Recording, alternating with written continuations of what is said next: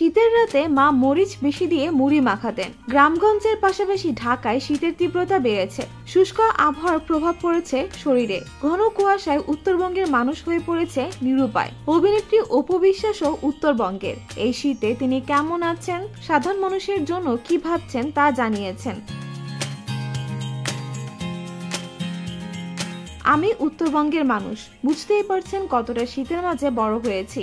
তবে ঢাকায় আসার পর গ্রামের শীত খুব মিস করি। আরো কিছু মিস করি। প্রথম মিস করি মায়ের বকুনি, এটা করিস না, ওখানে যাস না, বেশিক্ষণ ধরে স্নান করিস না, মানে সব কথার শেষে ঠান্ডা লেগে যাবে থাকতো। আমরা ভাই বোন মিলে 10 জন ছিলাম। শীতের রাতে মা মরিচ বেশি দিয়ে মুড়ি মাখাতেন। আমরা ভাই বোন সবাই মিলে এক ল্যাপের মধ্যে পা ঢুকিয়ে দিদার গল্প শুনতাম। গল্প শুনতে শুনতে কখন যে ঘুমিয়ে যেতাম বলতেও পারতাম না। আজ মা দিদাকে খুব মনে পড়ে। তখনকার দিনে এত বেশি প্রসাধনী ছিল না, তবে আমাদের চামড়া খসখসে হতো না মায়ের বিশেষ যত্নে। অনেকেই হয়তো জানেন না, গরুর দুধের স্বরে অনেক বেশি ময়েশ্চারাইজার থাকে। মা রাতে ঘন করে দুধ জ্বালিয়ে রাখতেন, সকালে সেটা থেকে সর তুলে আমাদের শরীরে লাগিয়ে দিতেন। এখন তো বাজারে অনেক ধরনের প্রসাধনী পাওয়া যায়, লিপ জেল, বেসদিন ক্রিম, অলিভ অয়েল, আরো কত কি। দামও হাতের নাগালে। যাদের সাধ্য আছে তারা ব্যবহার করুন। শীত এলে গ্রামের কথাও অনেক মনে পড়ে।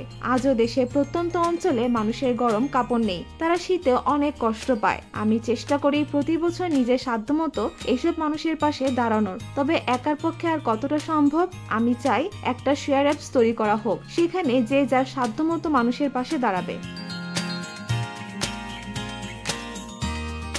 আমার ছেলে জয় এবার 8 বছর পার করছে। গত বছর ওর যে শীতের কাপড় ছিল সেগুলো তো এবছর ছোট হয়ে গেছে।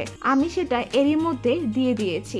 এরকম অনেকের বাসায় ছোট ছোট বাচ্চা রয়েছে। বাচ্চারা দ্রুত বেড়ে ওঠার কারণে 1 বছরের কাপড় পরের বছর পরতে পারে না। অনেকে দেখেছি ডাস্টবিনে সেগুলো ফেলে দেয়। এটা না করে বাসায় কাজের বুয়ার সন্তানদের বা যে মানুষটা ময়লা নিতে আসে তাদের সন্তানদের দিলেও তো হয়। আমি চাই মানুষ আরো সচেতন হোক, একজন আরেকজনের পাশে দাঁড়াক, তাহলে বাংলাদেশ আরো সুন্দর হবে। সো ভিউয়ার্স, আপনাদের কাছে এই প্রতিবেদনটি কেমন লেগেছে কমেন্ট করে অবশ্যই জানাবেন।